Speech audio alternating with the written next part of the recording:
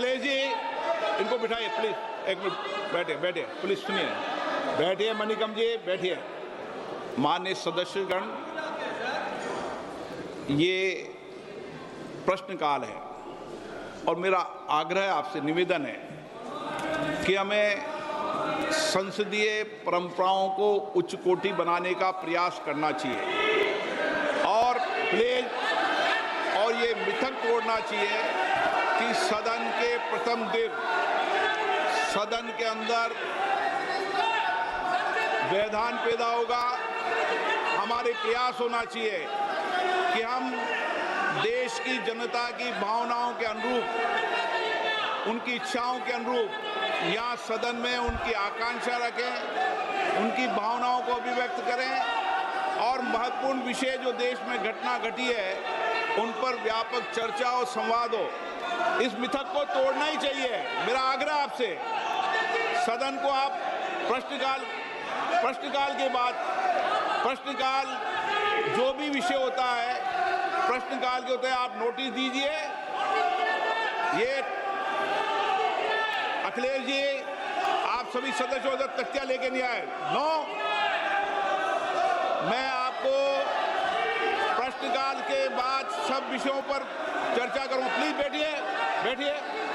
No, ये तरीका उचित नहीं है। सदन के पहले दिन सदन चले, अच्छी चर्चा हो, व्यापक चर्चा हो। मैं सभी सदस्यों को पर्याप्त समय, पर्याप्त अवसर दूंगा। सदन नियमों प्रक्रियाओं से चलता है।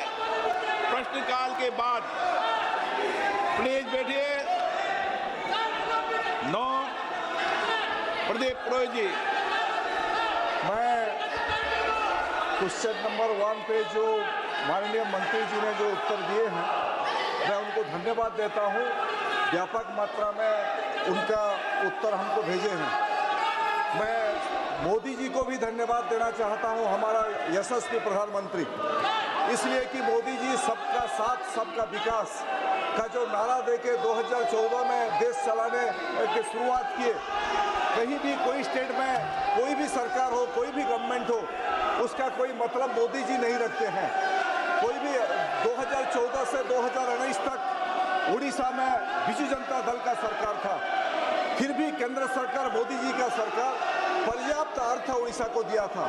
और इसी बारे में क्वेश्चन नंबर 1 के संदर्भ बारे में मैं ये माननीय मंत्री जी से पूरक प्रश्न ये पूछना चाहता हूँ।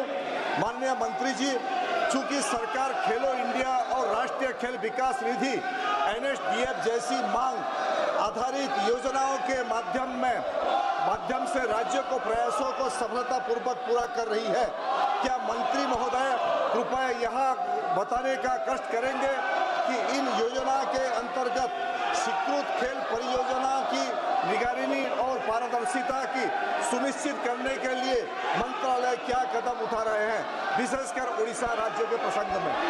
माननीय मंत्री जी,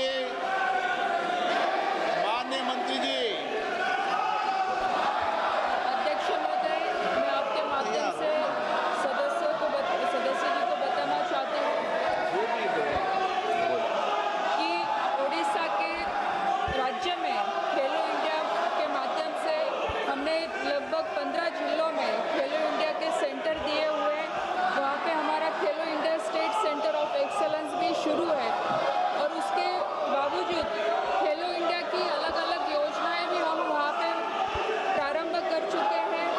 और मुझे लगता है कि खेलो इंडिया के माध्यम से जो हर डिस्ट्रिक्ट में जो सेंटर हमने दिए हैं, सेंटर के मतलब स्टेट डिस्ट्रिक्ट के अनुसार से वहाँ पे हर खेल की शुरुआत हो चुकी है और अगर कुछ अलग उनकी अपेक्षा होगी तो हम जरूर पूरी करेंगे।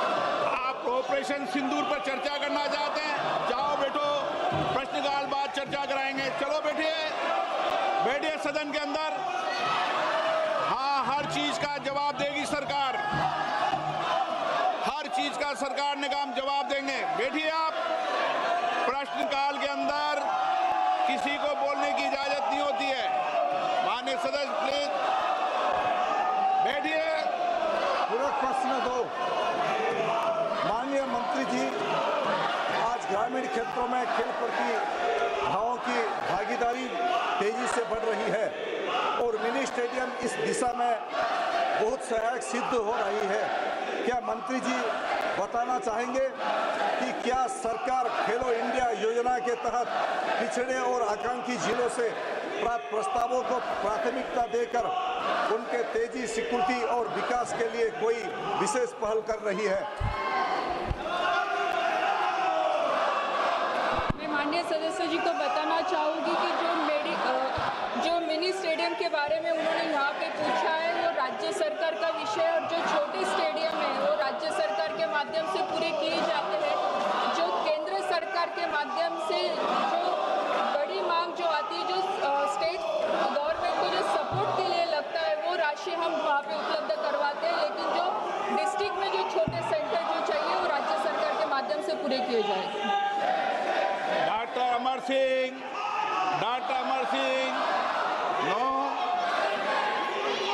आप प्रश्नकाल जैसे महत्वपूर्ण विषय पर जवाब मांगते हो, सरकार जवाब देने को तैयार है।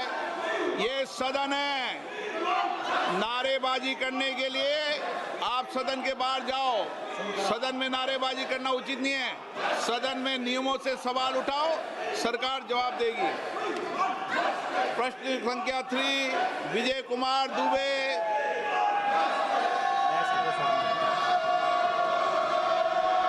माननीय मंत्री महोदय, दुबे जी है, पूछ लिया मंत्री जी, उत्तर सदन के पटल पे रखा है। माननीय सदस्य, माननीय अध्यक्ष जी, आपके माध्यम से मेरा माननीय मंत्री जी से प्रश्न है। चूँकि पीएम इंटर्नशिप योजना का लाभ विशेषकर देश के किनारे बसे उन पिछड़े जिलों के लिए अति महत्वपूर्ण है जहां की कोई औद्योगिक व्यवस्था नहीं है। असहाय परिवार के युवा यदि कठिन परिस्थितियों में हाई स्कूल इंटर कर लिए तो भी उनको मजबूरीवश मजदूरी करना पड़ता है। अतः क्या माननीय मंत्री जी ऐसे ही जिला कुशीनगर, गोरखपुर ऐसे पिछड़े जहां गत वर्ष मात्र कुशीनगर में 20 बच्चों का स्कोप मिला था कि माननीय मंत्री जी से मेरा प्रश्न है, ऐसे पिछड़े जिले कुशीनगर और अन्य जगह स्कोप को बढ़ाने की व्यवस्था